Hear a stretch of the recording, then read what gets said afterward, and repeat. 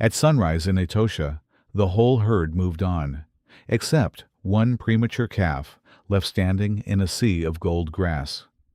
His mother touched him for a long moment with her trunk, then turned away, as if he wasn't hers. By nightfall, hyenas were circling, and when the rescue team finally arrived, they weren't just racing a 48-hour death clock. They were about to learn something worse. Every time they stepped away, that little elephant fell apart, like a baby being abandoned all over again. The sun lifted slowly over the edge of Etosha, turning the tall grass into a sheet of gold. A herd of elephants moved as one body, heavy and unhurried, the air pulsing with their footfalls. In the wake of that rhythm, a newborn calf stood alone, small enough to look unreal against the open plain. He was too early, too light, his skin still folded in soft wrinkles that hadn't learned strength yet. His legs shook as if the ground were breathing under him. Every few seconds, he tried to steady himself, testing balance like a question. His trunk dragged and then lifted, clumsy, searching for something warm that wasn't there. Behind him, the herd's dust hung in the sunrise like a veil. He could still see the adults, broad backs and swinging tails, calves tucked between them like secrets. He took one step forward, then another, but the distance was wrong.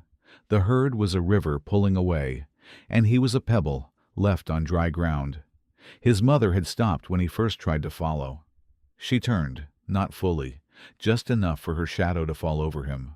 Her trunk touched his forehead, then his ribs, then his spine. Slow, measured, almost careful. It didn't feel like recognition. It felt like weighing a decision. Her ears didn't flare. Her body didn't soften. The calf made a thin sound, high and trembling, the closest thing he had to a name. He leaned toward her, hoping his small body could remind her of what he was.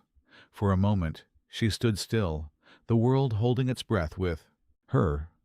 Then she exhaled, turned her head away, and began to walk north as if the choice had already been made. The herd followed without looking back. Their formation tightened, matriarchs leading, adults guarding the middle, calves swallowed by safety. The calf watched until his eyes watered from dust and light. He called again, louder, urgent now, and the sound broke against the open land like a thrown stone. Nothing answered but birds and wind. Heat began to gather, and with it the quiet cruelty of the morning. The calf's belly clenched, empty and aching, the kind of hunger that makes the body feel hollow. He sniffed the grass, trying to learn the smell of water and food, but everything smelled like sun and dirt. He didn't know what was safe. He didn't know what to do. He took a few shaky steps, then stopped, too exhausted to keep guessing.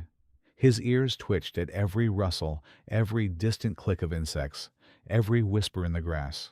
He faced the direction the herd had gone, and tried to stand tall, as if standing tall could make him visible again. His trunk lifted, then fell, then lifted once more. A faint movement at the far edge of the clearing made him freeze. It wasn't the herd. It was smaller, lower, slipping through the grass. A jackal, maybe, or something that moved like one. The calf's eyes widened, but fear needed energy, and he was already spending his last strength just staying upright. He made a weak sound, more breath than call. From somewhere beyond the rise, a crow gave a sharp, warning cry. The calf didn't understand the language of birds, but his body did. He shifted his weight, stumbled, and caught himself. His skin prickled with a sense he couldn't name. The sun felt suddenly too bright, like it was watching him. The world had room for everything, except a baby left behind. He tried to follow the herd again, pulling his feet through the grass.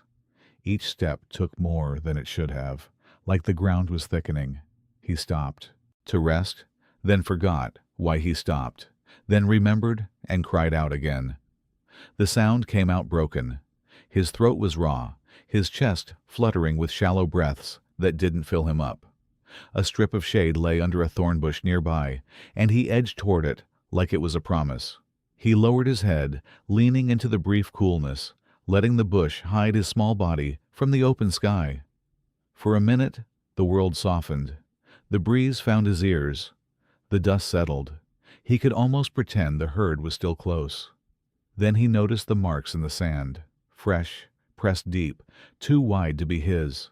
Pads and claws, a track that curved and paused as if something had stopped to look. The calf stared at it, not knowing the word for lion, only knowing the shape of danger. He lifted his trunk and held it there, trembling, as the morning kept moving forward without him. Morning slid into noon without mercy. The calf stayed near the thorn bush, letting its thin shade cover his back like a blanket that wasn't warm. He watched the horizon where the herd had vanished, waiting for a shape to return. Each time the grass moved, his heart jumped, then sank when it was only wind. The sun climbed higher, and the ground began to bake. Heat shimmered above the sand, blurring the world into wavering lines. The calf's mouth felt dry, and he kept lifting his trunk toward his lips as if he could pull moisture out of the air. His belly tightened again, reminding him that waiting didn't feed you. He tried to walk, slow and careful, following the faintest scuffs where the herd had passed. But the tracks were already softening, the edges crumbling. A few steps in, his legs trembled hard enough to buckle. He caught himself swaying and stood still for a long time, saving what little strength he had left. From somewhere far off came a low rumble, so deep it felt more like a vibration than a sound. The calf's ears lifted, hopeful, then flicked back in confusion. It wasn't the herd calling him. It was thunder, maybe, or distant machinery, or the earth settling. The land made plenty of noise. None of it meant comfort. A dark bird landed nearby and stared at him with bright, unblinking eyes. The calf stared back, too tired to shoo it away. The bird hopped closer, bold, then pecked at something in the dirt. The calf didn't understand what it knew, only that the bird wasn't afraid. That small fact made the calf feel even smaller. By late afternoon, the wind shifted, carrying scents that made his skin prickle. Dust, dry grass, and something sharp, meat on breath. He lifted his trunk and tested the air the way his mother had tested him. The motion looked grown up for a second. Then his trunk sagged again, heavy as a rope. In the distance, two shapes appeared and disappeared in the grass, moving low and patient. Hyenas. They didn't rush. They circled wide, reading him the way a person reads a locked door. The calf tried to make himself taller, but his body betrayed him, knees shaking as if they wanted to fold. He gave a thin cry, more pleading than warning. The sound traveled, but not far. The hyenas paused, ears forward, and the calf felt a quick spike of panic, hot and bright, followed by a dizzy wave of weakness. His breath came faster. His chest fluttered. He couldn't run. He could barely stand. As the sun dipped, the temperature fell fast, like someone had opened a door to a colder world. The calf's skin tightened, and a shiver rolled through him that he couldn't control. In a herd, warmth would have pressed in from all sides. Alone, the cold found every inch of him, settling into his bones. Night arrived quietly, but it changed everything. The stars came out sharp, and the plain turned into a wide, black ocean. The calf stood where he had stood all day, frozen in place by fear and fatigue. His eyes kept searching the dark, trying to turn shadows into answers. The hyenas moved closer, their eyes flashing pale when they caught the moonlight. One of them laughed softly, a sound that didn't belong to anything kind. The calf's legs finally gave, and he dropped to his knees. He tried to rise again, failed, then stayed low, breathing in short, uneven pulls. Somewhere beyond the rise, a vehicle idled, far enough that the calf couldn't see it, close enough that the engine's hum threaded through the night. A pair of human silhouettes stood beside it, barely moving. They didn't approach, not yet. They watched the hyenas, ready to intervene, holding back to avoid frightening the calf into running. The hyenas sensed it too, the unseen pressure of something they couldn't challenge. They hovered at the edge of the darkness, restless, irritated, unwilling to commit. The calf didn't know he was being guarded. He only knew the cold, the hunger, and the ache of being left behind. His eyes slowly closed, then opened again. Just before dawn, when the night felt longest, a radio crackled softly in the distance. A voice, low and urgent, carried on the wind in broken pieces, coordinates, a time, a call for help.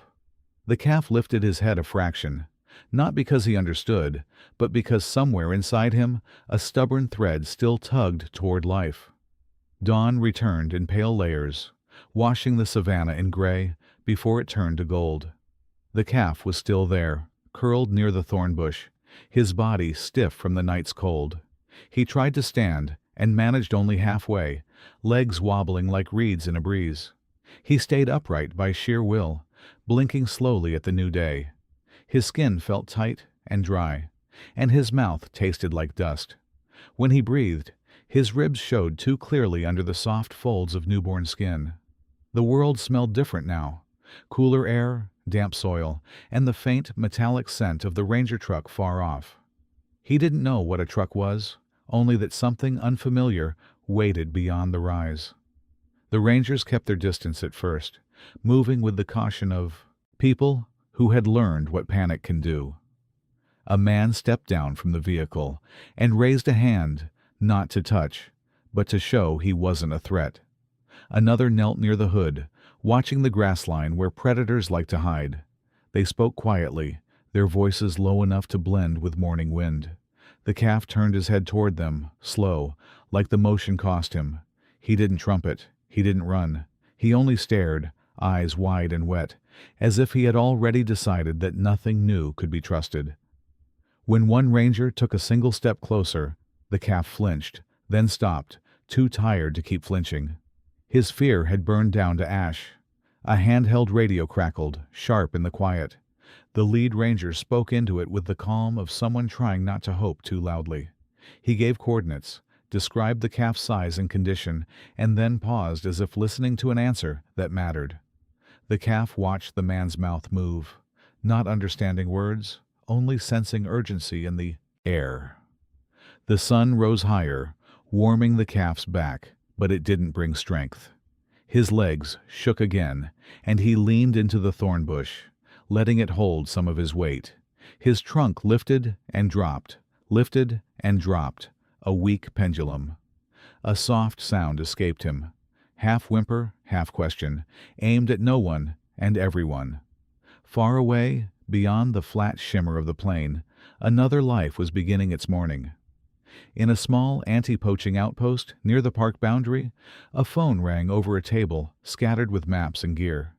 The caller ID meant nothing to the calf, but the message did.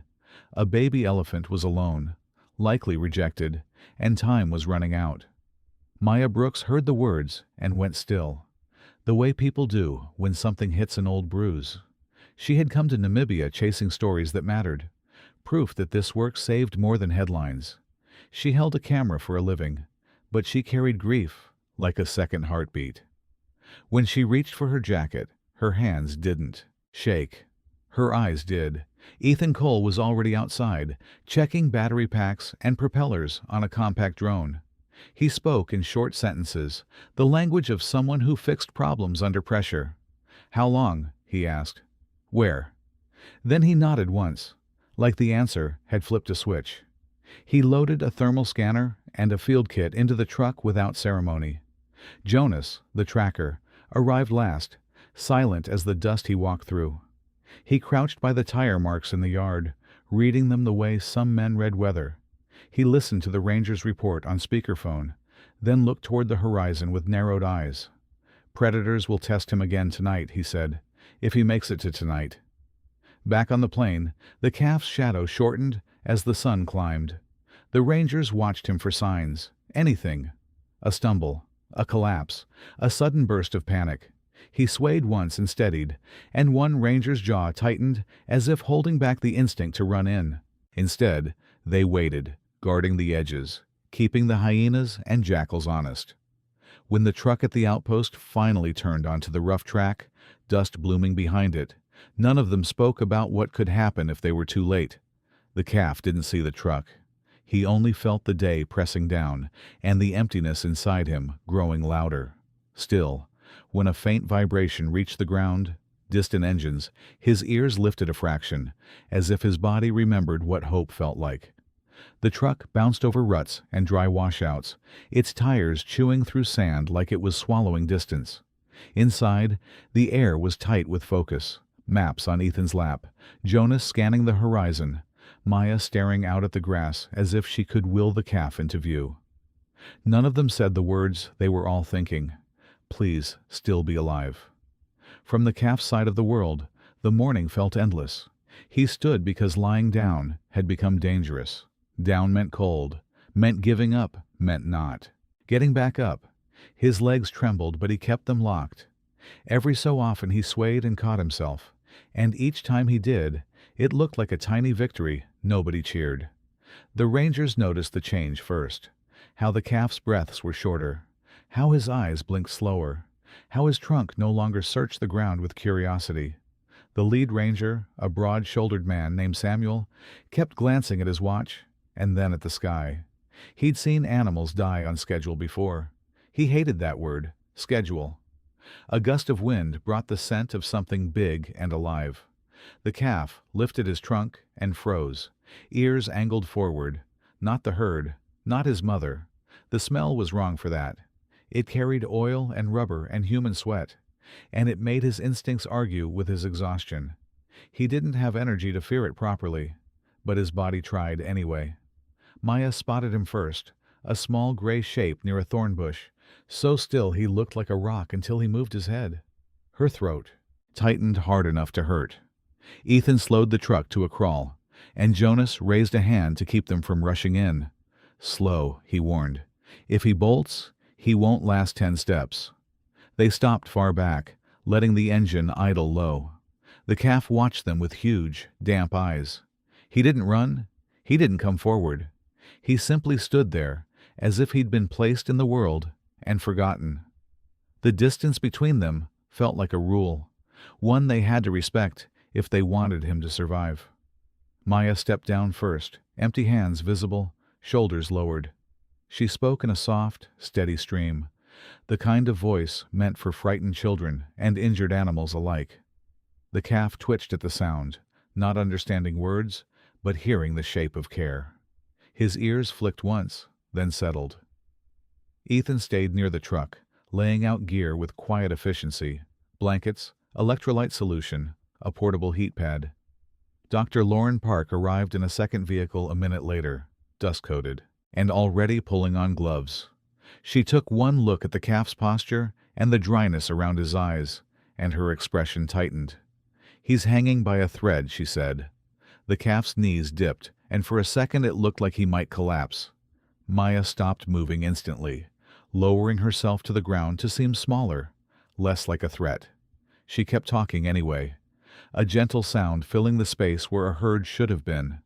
The calf steadied, more from stubbornness than strength, and watched her like she was the only thing in focus. Dr. Lauren approached in a half circle, never straight on. She crouched, checked the calf's gums, pressed fingers lightly behind his ear where warmth should have been. Cold, she murmured. Dehydrated. He's been standing too long. The calf flinched at her touch, then didn't, too tired to keep resisting. His trunk sagged, and a thin whimper slipped out. Jonas circled wider, scanning the grass line. He pointed to a set of prints in the sand, fresh, deep, heavy. Lion. Not close enough yet, but close enough to matter. Ethan sent his drone up quietly, the propellers a low buzz, and the screen in his hands showed heat signatures moving in the distance, like slow-burning coals. The calf didn't know he was surrounded by a team, by tools, by people trying to rewrite his ending. He only knew that the strangers were near, and for the first time since sunrise yesterday, something was different. The air felt held, like the world was bracing. When Maya leaned forward and let her fingertips rest on the grass between them, the calf took a shaky half-step toward her, then stopped, breathing hard. Dr. Lauren nodded once. "We take him now," she said, voice firm, leaving no room for fear to argue. Ethan unfolded a blanket like a landing pad. Maya slid closer, still speaking, still slow. The calf's eyes stayed on her, and in them was the smallest, most dangerous kind of hope. Dangerous because if it broke, again, it would break everything. They moved like the plane demanded, slow, careful, never straight at him. The calf watched the blanket unfold, his eyes tracking every motion as if it might turn into danger. His legs quivered under him, but he stayed standing, stubborn and small, holding himself together with nothing but instinct. Maya kept her voice low and steady, not sweet, not forced, just present. The calf's ears flicked toward her words, then toward the wind, then back again. He didn't step away this time. He only swayed, breathing in shallow pulls, as if even air was something he had to ration. Dr. Lauren slid in close enough to feel his chill without pressing him. She wrapped a warming pad against his side, then tucked a blanket over his back, like a mother's body he no longer had. The calf startled at the new weight, then softened into it, eyelids dipping for one tired second before snapping open again. Ethan's screen showed it first, heat signatures shifting at the edge of the grass, too large to ignore. Jonas didn't need the screen. He felt it in the ground, the faint tremor of heavy feet. He raised 2 fingers, a silent warning. The calf sensed the change in their bodies and lifted his trunk, testing the air, confused. A low rumble rolled in from the distance, deeper than thunder and closer than comfort. The calf's skin tightened, every hair on his body rising in a helpless attempt to defend him. His breathing sped up, and he took a wobbling step backward. Maya froze, letting him control the space, her eyes never leaving his. Through the tall grass, a shape materialized. An adult female elephant, not his mother, not his herd. Another moved behind her, then another. Their ears spread wide, their heads high, reading the scene with the authority of animals who owned this land. The calf made a small, broken sound, as if asking them to decide his fate too. Jonas hissed a word under his breath, sharp with urgency. "Not friendly," he murmured, and even Ethan's face tightened. The adults weren't charging, but they were closing distance in that slow, unstoppable way that doesn't feel like a choice. The calf trembled harder, trapped between strangers and giants. Dr. Lauren's hands became quick and sure. She slid a strap under the calf's chest, another behind his front legs, distributing his weight so his body wouldn't collapse. The calf resisted for half a heartbeat, then sagged, exhausted past pride. Maya moved closer, letting him press his forehead against her knee for balance. Ethan lifted the drone and sent it low across the grass. Not screaming, not aggressive, just enough sound to pull attention. The adult elephants turned their heads, ears tilting, bodies shifting like a door beginning to close somewhere else. Jonas waved the team forward. "Now," he said, and the word cut through everyone like a blade. They lifted the calf together, careful but fast. His feet dangled for a moment, and panic flashed in his eyes. Pure baby terror. The fear of leaving the ground when you don't know if you'll be set down again. Maya pressed her palm against his cheek, steadying him with touch. "Easy," she murmured, like it mattered. The adult elephants took another step in, and the air changed, thick with power. Dust rose around their ankles, the calf's ears pinned back, and he made a thin cry that cracked in the middle, a sound too small to belong in a world this big. The rangers shouted, not at the calf, but into the grass, claiming space with noise. They got him to the truck bed and lowered him onto the blanket, like placing something fragile onto a table. Dr. Lauren tucked the edges tight, sealing warmth around him. Ethan slammed the tailgate, and Jonas climbed in beside the calf, one hand braced, ready to shield him if the truck jolted too hard. The engine growled to life. As they pulled away, the adult elephants held their ground, watching. One lifted her trunk and let out a long, vibrating call that rolled over the plain, like a warning and a question at once. The calf's eyes stayed fixed on them, wide and glassy, as if he expected the world to change its mind again. Then, as the truck gained speed and the grass began to blur, the calf released a sound that stopped Maya's breath, soft, raw, unmistakably pleading. Not a trumpet, not a roar. A baby's sob pulled from deep inside him when he realized the figures behind were shrinking. Maya leaned in close, and the plane fell away beneath them, carrying him toward something he couldn't yet name. The road back to the outpost was rough, and every bump traveled through the calf's bones. Wrapped in blankets, he lay on his side, eyes half open, watching shadows move across the truck bed. Jonas kept one palm on his shoulder, steady pressure, like a promise the world wouldn't tip him off again. Maya rode close, talking in a low, patient stream. She didn't expect him to understand, only to feel the rhythm of someone staying. The calf's trunk twitched now and then, brushing the blanket as if searching for skin. When the truck slowed, his breath hitched, afraid the motion meant being left. They reached a small cluster of buildings near the park boundary, more worksite than home. A container cabin sat under a pole light, its door scuffed, its porch steps worn. The calf lifted his head at the new smells: diesel, metal, coffee, antiseptic. Nothing like a herd. Nothing like grass. Everything unfamiliar.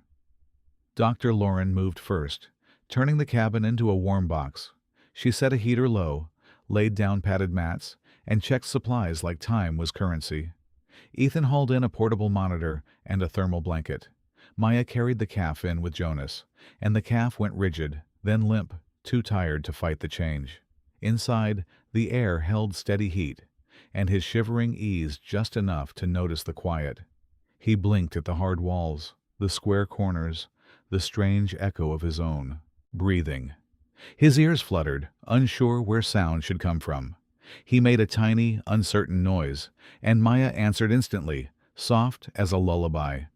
They gave him a name because leaving him unnamed felt like leaving him temporary. Miles, Ethan said, half joking, half praying, thinking of the distance already traveled. Maya repeated it slowly, like teaching a child their first word. The calf didn't react, but when she said it again, his trunk lifted a fraction, as if the sound had weight. The first feeding was careful, almost ceremonial.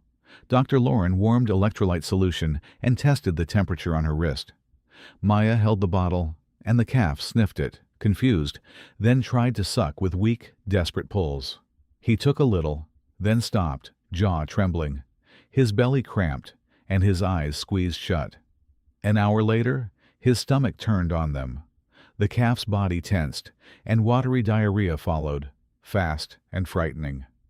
Dr. Lauren's voice stayed calm, but her hands moved quicker. "He can't lose fluids," she said, adjusting the mix, measuring doses like she was building a bridge over a drop. Maya wiped his legs, whispering, "Stay with us." Night arrived, and the cabin changed into a place of alarms.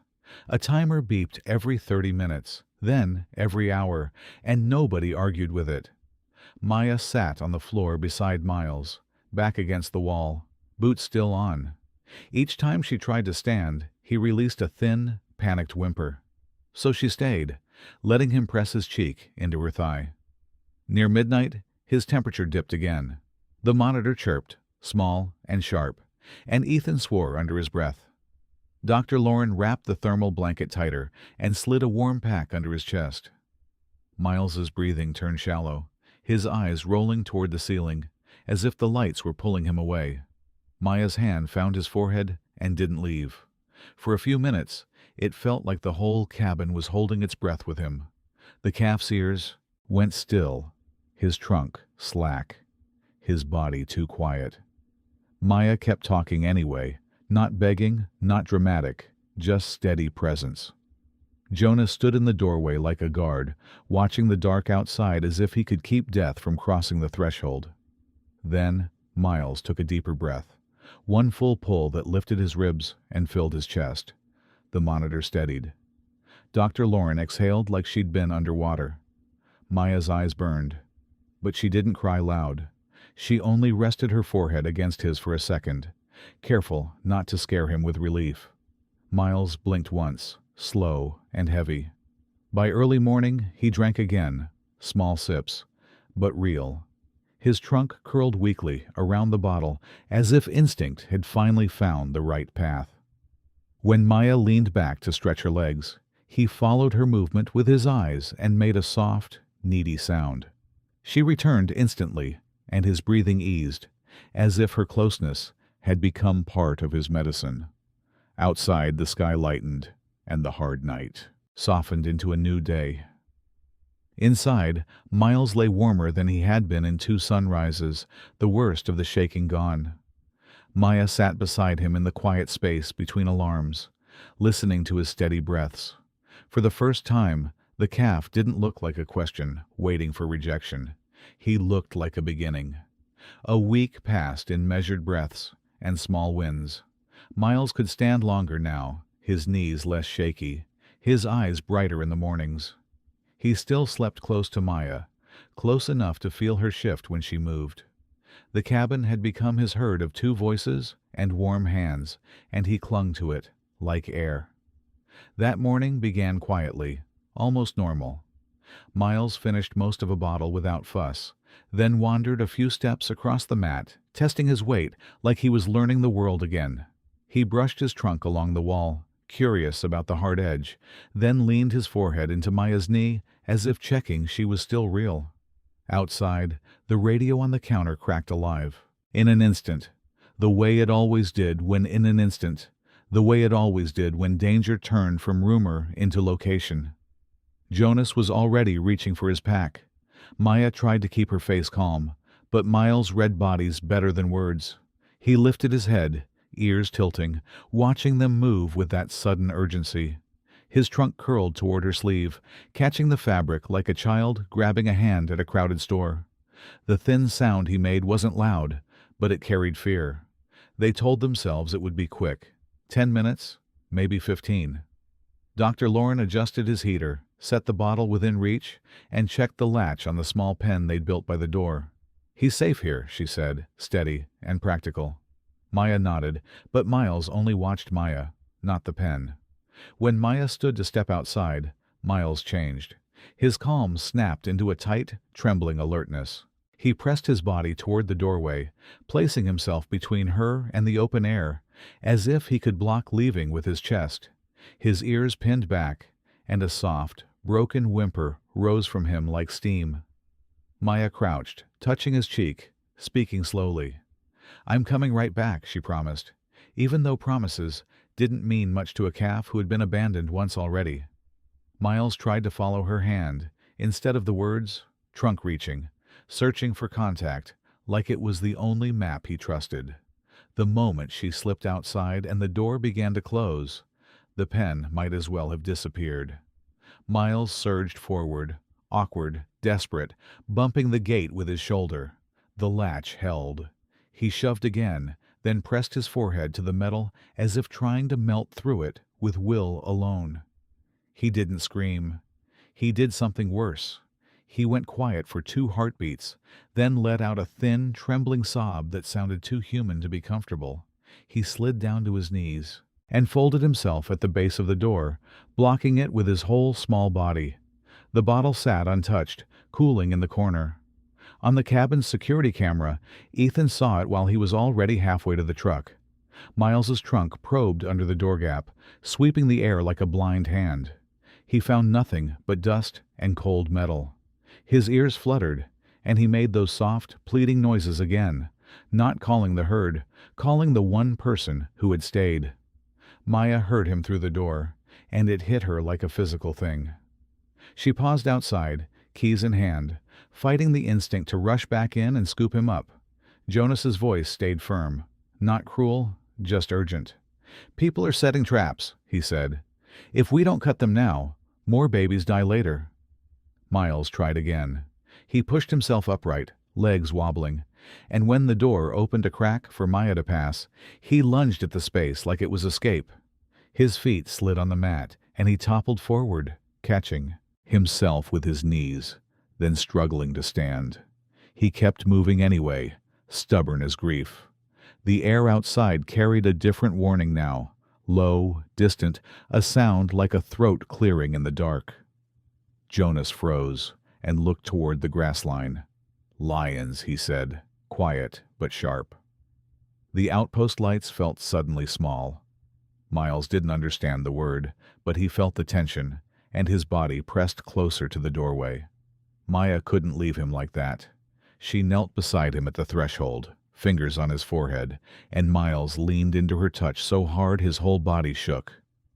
Ethan and Jonas moved out fast, but Maya stayed 1 extra minute, breathing with Miles until his panic slowed. Then she stood, and he watched her with wide, wet eyes. When the truck finally rolled away, dust lifting behind it, Miles remained at the door like a guard who didn't know what he was guarding. He didn't eat, he didn't lie down. He simply waited, trunk resting against the crack in the May frame, listening for footsteps that might return. In the thin light, he looked less like an animal and more like a vow. The outpost didn't sleep that night. The men came back with cutters and a coil of wire that smelled like human hands and bad intent. Maya returned covered in dust, voice quiet, eyes tired. Miles was still at the door, as if he'd been nailed there by fear. When he saw her, his whole body sagged, relieved and angry at once. He didn't rush into her arms like a puppy. He leaned his forehead into her stomach and held it there, trembling, as if checking she was solid. His trunk wrapped around her wrist, gentle but firm, the way a child grips a sleeve in a crowd. Maya let him hold on, feeling his heartbeat through skin and bone. It was fast, then slowly slowed. Dr. Lauren said the hard thing out loud the next morning. "This can't be forever," she told Maya and Ethan. "He has to learn he can survive a minute without panic." Miles listened from the mat, ears shifting, catching tone more than words. He didn't understand sentences, but he understood separation like a storm warning. They decided on a step the rangers trusted, supervised contact with a calm group of elephants that moved near a watering point. Not a crowded sanctuary, not strangers in cages, just a small family of females known to tolerate calves. Jonas called it a soft lesson, the kind the bush teaches without breaking you. The drive there was slow, windows down, the scent of wet earth drifting in. Miles stood in the truck bed, swaddled and steady, staring at the horizon like it might betray him again. Each time Maya shifted, his trunk reached to find her sleeve. Ethan kept his eyes on the road, jaw set, pretending he wasn't scared of a baby's grief. At the watering point, the world felt wider than the cabin. The elephant group was already there, silhouettes moving through steam and sunlight, their bodies huge and patient. Miles went still. His ears flared, slightly, and a low sound vibrated in his chest. Half curiosity, half memory. Maya didn't push him forward. She just stayed close. A matriarch stepped nearer, slow as a tide. She didn't charge. She didn't panic. She paused, trunk tasting the air, then reached toward Miles with a gentleness that looked almost careful. Miles lifted his trunk, unsure, and their tips brushed for a breath. His knees trembled, but he didn't back away. For a few minutes, it worked like a miracle. Miles watched the older females splash mud on their shoulders. A young calf rolled in the wet sand and stood up laughing in its own quiet way. Miles took one hesitant step, then another, drawn by a language older than fear. Maya felt her throat tighten, proud and broken at the same time. Then Maya tried the test. Only a few feet, just enough space to prove the world wouldn't end. She eased backward, hands open. Calm face, slow breath. Miles turned, saw the distance, and froze. The light seemed to change. Inside him, his ears pinned and the old panic surged up like it had been waiting. He ran to her, awkward, stumbling, desperate, putting his body between her legs and the open plain. Not to hide, to block her from leaving. He pressed his forehead into her thigh and stayed there, breathing hard, as if his own life depended on keeping her in place. The matriarch watched quietly, as if she understood the shape of trauma. Back at the outpost, Dr. Lauren fitted Miles with a tracking collar. Lightweight, padded, not a punishment, a tool. When the data synced, Ethan stared at the screen and went pale. A jagged spike marked the exact hour Miles had been left behind, his heart rate climbing like a stairway to nowhere. The memory wasn't vague. It was carved in him. Maya didn't tell Miles what she saw. She couldn't. She only sat beside him on the porch step and let him rest his trunk across her knee. The collar beeped softly when he shifted, a small electronic heartbeat layered over his real one. Maya ran her fingers behind his ear and felt his breathing slow, like he was learning safety by touch. They tried again, smaller this time. Ethan stepped outside the cabin and didn't vanish.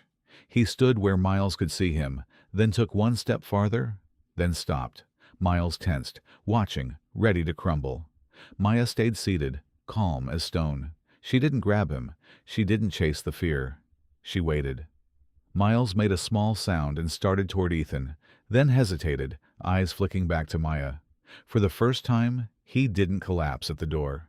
He took 2 slow steps, then stopped, and turned back, not in panic, but in choice. He reached his trunk to Maya's hand, touched her fingers, and breathed out like a sigh. The sun dropped low, turning the outpost yard amber. Miles stood between them, Ethan a few yards out, Maya on the step, like a bridge still under construction. He wasn't cured, he wasn't fine, but he was learning that leaving didn't always mean abandonment, and that love could stay even when footsteps moved away. That night, he ate his bottle and slept without blocking the door. Before you go, Miles was rejected once, but he refused to stop choosing love. If this story hit your heart, drop a simple comment. Type 0 if you believe family is who shows up, not who shares blood. Type 1 if you think you would have stayed right beside him, no matter what. And if you want more true-to-life rescue stories like this, stories that start in heartbreak and end in hope, tap subscribe and turn on the bell so you don't miss the next one.